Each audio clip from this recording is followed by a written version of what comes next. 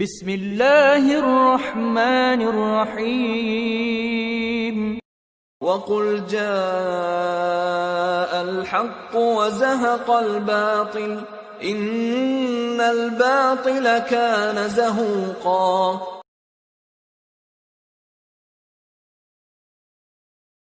যে আল্লাহ সম্পর্কে আমাদের মুসলিমদের মধ্যে বিশেষ করে কিছু ভ্রান্ত বিশ্বাস, ভ্রান্ত আকীদা রয়েছে, যেগুলো আমরা অনেক সময় না বুঝে এই বিশ্বাসগুলো আমরা লালন করি, আমরা পোষণ করি, আমরা নিজেদের মধ্যে ধারণ করে থাকি।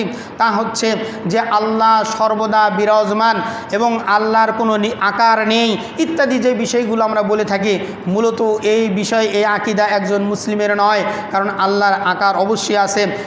ইমাম আবু হানিফা রাহিমাহুল্লাহ বলেন যে যদি কোনো ব্যক্তি শুধু এই প্রশ্ন করে আইন আল্লাহ, আল্লাহ কোথায়, শুধু এই প্রশ্ন যদি করে আমি জানি না আল্লাহ কোথায়, আর কিছু দরকার নেই, তাহলে সে মুসলিম থেকে খারিজ হয়ে যাবে, বের হয়ে যাবে। নাউজুবিল্লাহি মিন জালিক। তাহলে চিন্তা করে দেখুন, আল্লাহর আকার নাই আমরা বলে যাচ্ছি, অথচ ইমাম আবু হানিফা রাহিমাহুল্লাহ তিনি বলছেন আইন আল্লাহ, আল্লাহ কোথায় যদি কেউ এই প্রশ্ন শুধু করে আমি জানি না, তাহলে সে মুসলিম থেকে খারিজ হয়ে যাবে। কারণ আল্লাহ নিজেই বলে দিয়েছেন আল্লাহর অবস্থান কোথায়। আল্লাহর জ্ঞান সব কিছুকে ঘিরে রেখেছে। আল্লাহ আরশে আজিমে তিনি সমাসীন, স্পষ্ট। সূরা আয়াতুল কুরসি আপনারা তাফসীর পড়ে দেখুন। সূরা তাহার প্রথম দিকেই এই আল্লাহ পাক বলছেন আর রহমানু আলাল আরশি ইস্তাওয়া। এইভাবে আল্লাহ সুবহানাহু ওয়া তাআলা বিভিন্ন জায়গায় তার অবস্থানের কথা বলেছেন। অতএব আল্লাহ পাক এখানে বলছেন যে সেদিন বিচারের দিন আল্লাহ আসবেন। সহিহ হাদিসে আল্লাহ রাসূলুল্লাহ সাল্লাল্লাহু আলাইহি ওয়াসাল্লাম বলছেন, বুখারীর হাদিস, যে আল্লাহ রাব্বুল আলামিন প্রতি রাত্রে শেষ অংশে আল্লাহ সুবহানাহু ওয়া তাআলা এই ফজরের আগে আল্লাহ তাআলা এই দুনিয়ার আসমানে আসেন এবং তার বান্দাদেরকে ডাকেন যে তোমরা কে আসো, কে কি চাও, আমার কাছে চাও, আমি তোমাদেরকে দিব। অনেক দীর্ঘ হাদিস। আল্লাহু আকবার।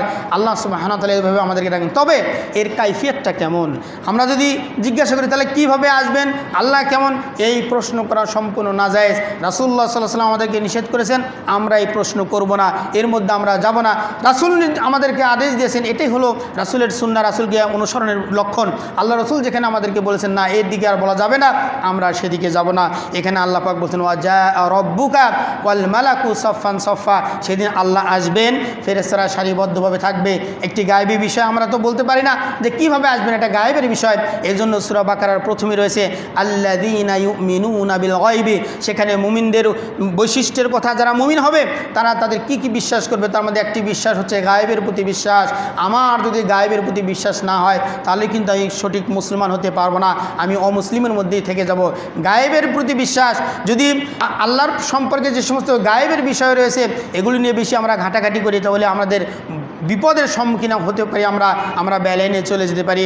মূসা আলাইহিস সালামের কওম, তারা মূসা আলাইহিস সালামকে বলেছিল যে আমরা আল্লাহকে না দেখা পর্যন্ত ঈমান আনবো না। সূরা বাকারার 2 নম্বর সূরার 55 নম্বর আয়াতে সেখানে মূসা আলাইহিস সালামের কওম বলছিল এইভাবে, ওয়াইজ কুলতুম, আল্লাহ বলছেন যখন তোমরা বলেছিলে ইয়া মূসা, হে মূসা, লান নুমিনা লাকা হাত্তা নারাল্লাহ, আমরা যতক্ষণ পর্যন্ত আল্লাহকে না দেখব ততক্ষণ পর্যন্ত তোমার প্রতি আমরা বিশ্বাস আনবো না, তোমাকে আমরা বিশ্বাস করব না যে তুমি আল্লাহর রসুল, আমরা বিশ্বাস করব না। তখন আল্লাহ পাক বলছেন হাত্তা নারাল্লাহ, যখন আমরা জাহারাতান প্রকাশ্যে না দেখব। এরপর আল্লাহ পাক বলছেন যখন আল্লাহকে তো দেখার মতো এই পৃথিবীর চক্ষু দিয়ে আমরা দেখতে পারবো না, কেউ দেখতে পারবে না। যখন আল্লাহ সুবহানাহু ওয়া তাআলা তাদের প্রতি একটা এই আলোক ছটা, যখন তাদের বিজলির মতো একটা এরকম দিলেন, তখন তারা সবাই অজ্ঞান হয়ে গেল, মারা গেল। এরপরে যাক মূসা আলাইহিস সালাম দোয়ার ফলে পরে আবার জীবিত হয়ে যায়। সেই কথাগুলো আল্লাহ বলছেন ফা আখাযাত অতঃপর তোমাদেরকে পাকড়াও করেছিল, তোমাদেরকে এই সাইকা বলা হয় যে বিজলি চমক, এরকম একটা আলো তাদেরকে পাকড়াও করেছিল। এরপরে ওয়া আনতুম তানজুরুন, আল্লাহ পাক বলছেন যে এটা তোমাদের সম্মুখে হয়েছিল। তাহলে এই যে গায়েবের বিষয়ে বেশি ঘাটাঘাটি করা কিসের লক্ষণ? যে মূসা আলাইহিস সালামের কওমরা মূসা আলাইহিস সালামকে বলেছিল, এর পরিণতি তাদের কিন্তু ভালো হয় নাই। অতএব আমাদেরকে এই পর্যন্তই থাকতে হবে যে আল্লাহ আসবেন বিচার করার জন্য, ফেরেশতারা সারিবদ্ধভাবে থাকবে, এই পর্যন্তই শেষ, এই বিশ্বাস আমাদের রাখতে হবে। সুবহানাল্লাহ, আলহামদুলিল্লাহ, লা ইলাহা ইল্লাল্লাহ, সুবহানাল্লাহ।